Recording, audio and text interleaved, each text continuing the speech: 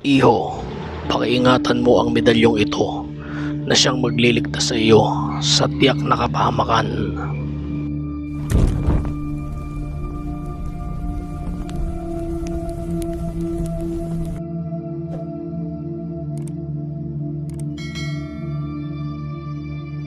Magandang araw mga ka-horror at welcome back nga palang muli sa aking channel.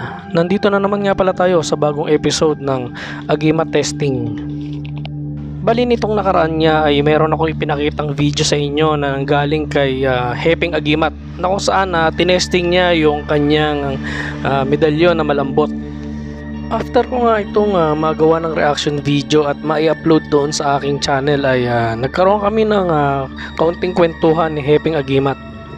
At doon nga sa maikling oras ng aming pagkukwentuhan ni Hepeng Agimat ay napakarami kong natutunan sa kanya. Marami siyang na-share sa akin ng mga gamit na siya mismo ang gumawa. At meron din siyang mga testimonya ng mga tao na pinagkalooban niya ng gamit niya. At sa kalagitnaan niya ng aming kwentuhan ni Hepeng Agimat ay meron siyang ibinahagi sa akin na video. At ito ay nanggaling kay Jun Jigs, spiritual healer, na kung saan ipinakita niya sa akin dito ang kanilang testingan. Bali yung testingan niya na ito mga ka-horror ay yung pabaril sa isang maliit na papel. At ang nagkarga nga na bisa ng gamit dito ay nanggaling kay Jun Jigs, spiritual healer.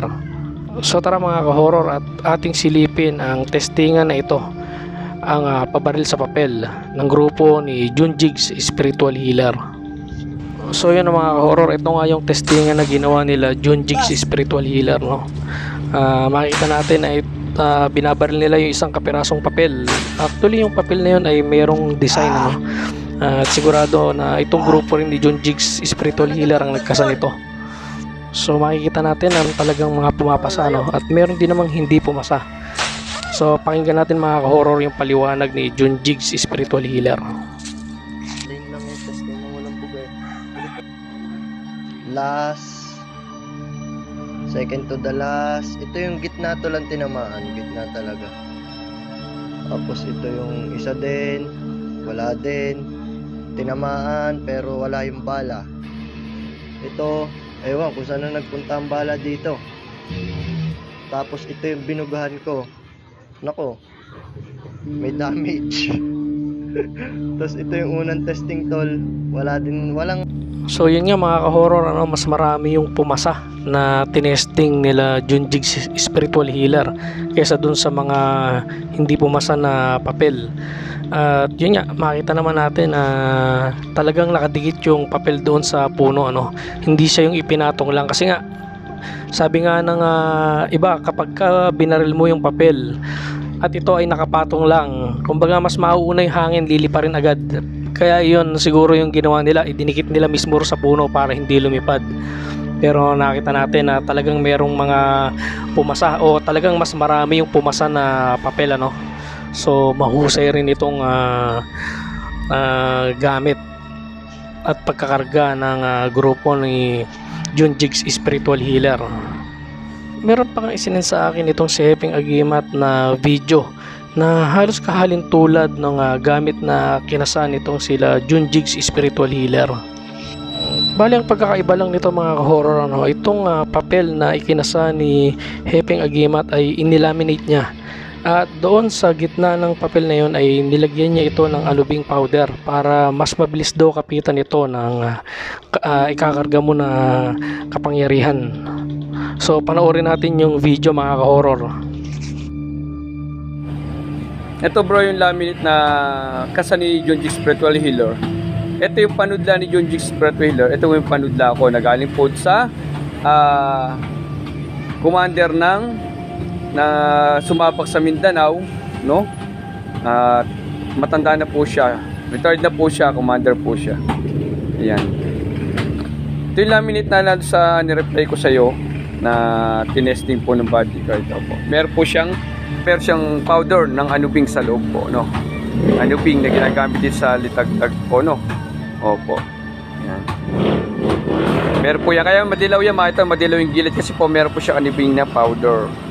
Dagdag idea lang po to para sa mga ibang gumagawa ng mga laminate para dagdag ID po, para mas madali pong buhayin siya kasi nga kaya ito bro, ito yung mga laminate na kung sabi kasi pag sinilid nyo kasi meron yung powder sa loob po, may powder yan ng anubing, opo, kaya po madali po siyang buhayin pag naglaminate po tayo.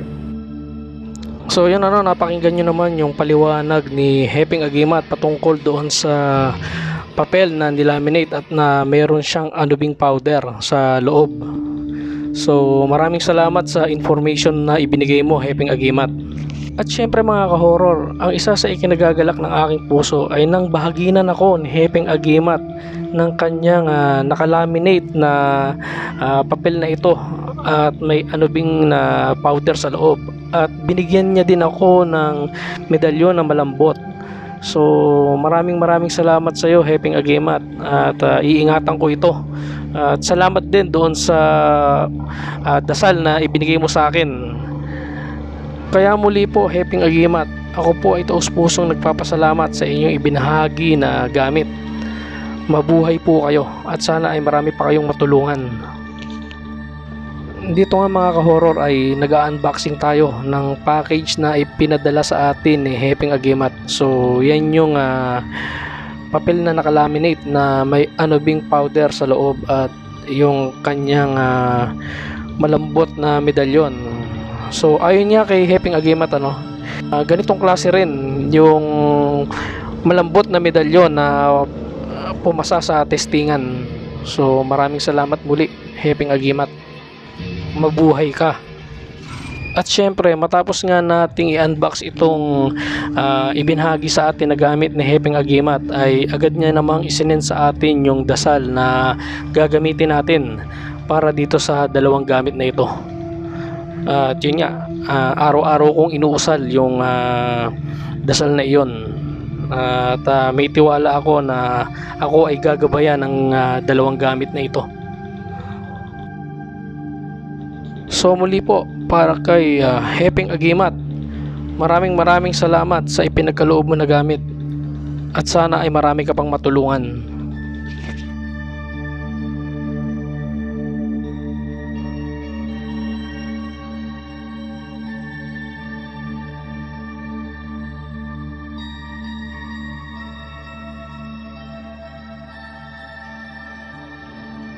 So hanggang dito na lang mga ka-horror, at samahan nyo akong muli sa mga susunod ko pang mga kwento patungkol sa Agimat. Maraming salamat po.